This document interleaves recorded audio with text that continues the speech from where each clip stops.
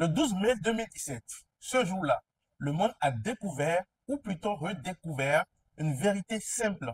Notre dépendance à la technologie est aussi une faiblesse.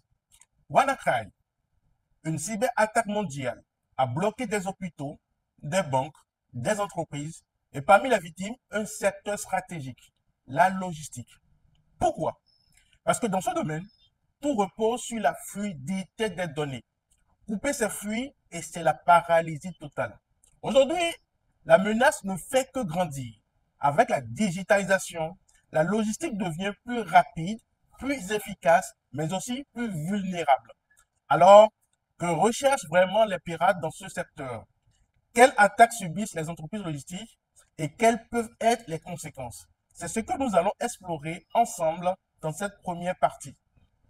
Si la logistique est devenue une cible privilégiée, c'est avant tout à cause de la valeur stratégique des données qu'elle gère.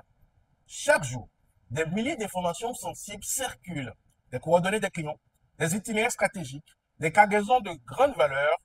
Pour un hacker, s'introduire dans un tel système, c'est s'offrir un accès à des ressources inestimables.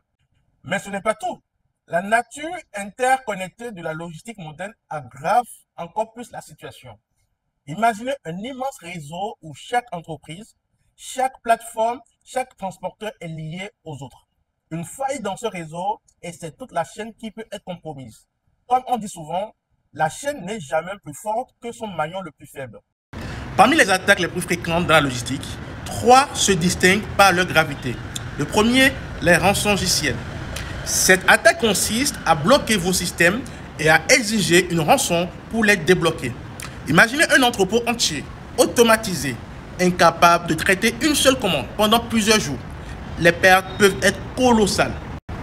Le deuxième, le phishing. Un mail frauduleux, un lien suspect, un clic imprudent. Et le pirate a déjà un pied dans votre système. Cette attaque repose sur l'erreur humaine. Et c'est souvent ce qui la rend si efficace.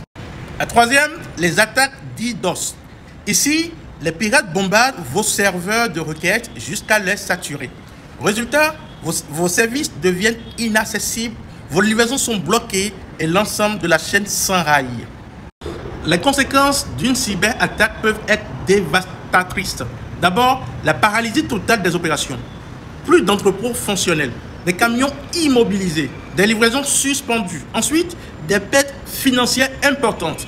Entre les rançons, les pertes d'exploitation et les coûts de réparation, la facture peut s'élever à plusieurs millions d'euros.